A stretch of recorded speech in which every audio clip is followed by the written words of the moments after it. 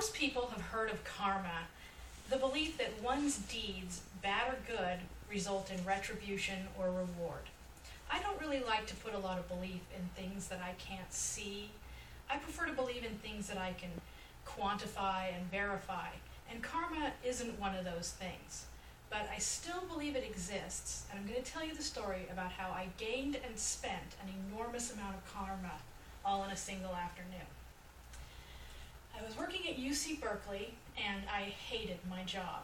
And at the end of a bad day, I would typically walk to BART and daydream about winning the lottery or creating cool artwork, anything to get my mind off the day.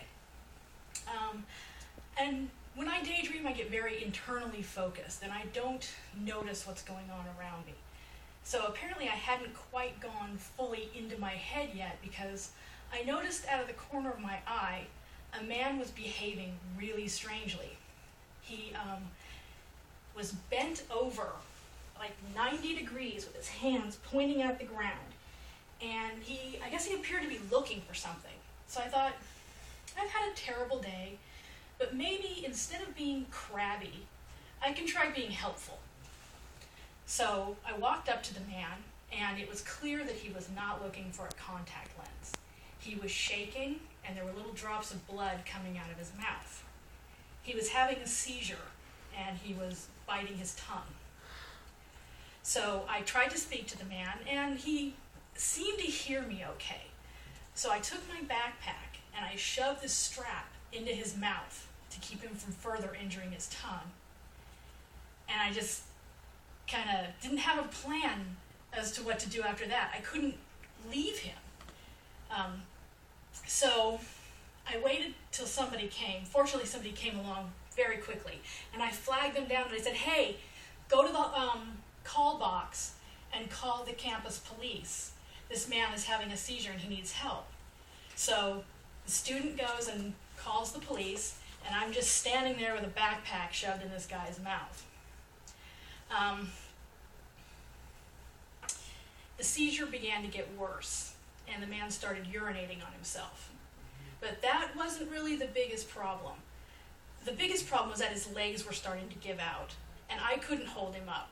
The student returned, and he propped his shoulder underneath the man, and we flagged over another student, and he propped his shoulder under the man's other arm, and we just sort of held that formation until help arrived. Once the police and the ambulance arrived, the situation came to a conclusion pretty rapidly. I was no longer needed, so I took a moment to have a breakdown. I had used up all of my stores of clarity and bravery for the day, so I just sat down on the curb and I just started shaking. And I sat there for a little while, but eventually it started getting cold and I needed to go home. So I got myself together, went in the bathroom, washed the blood off my backpack, and started back down the hill to BART. This time walking down to BART was a lot different. I wasn't really daydreaming anymore.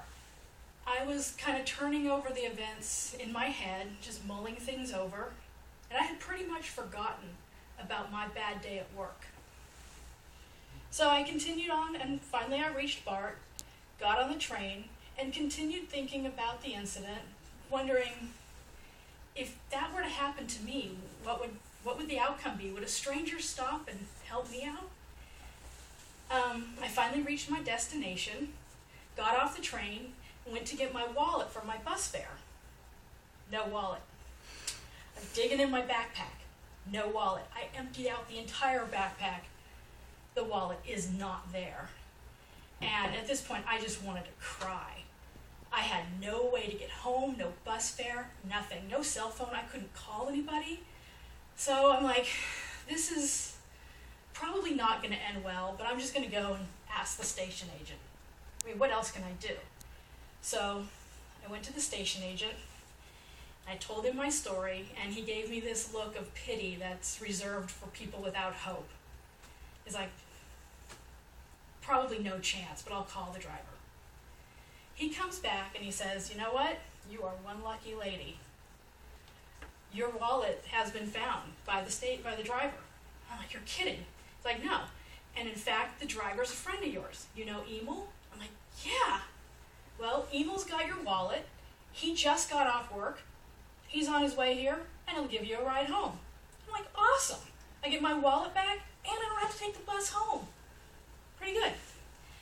So, cynics and skeptics may argue that karma played no relationship in those events, that they were just completely coincidental and unrelated, and my associating them with karma was just a post hoc fallacy.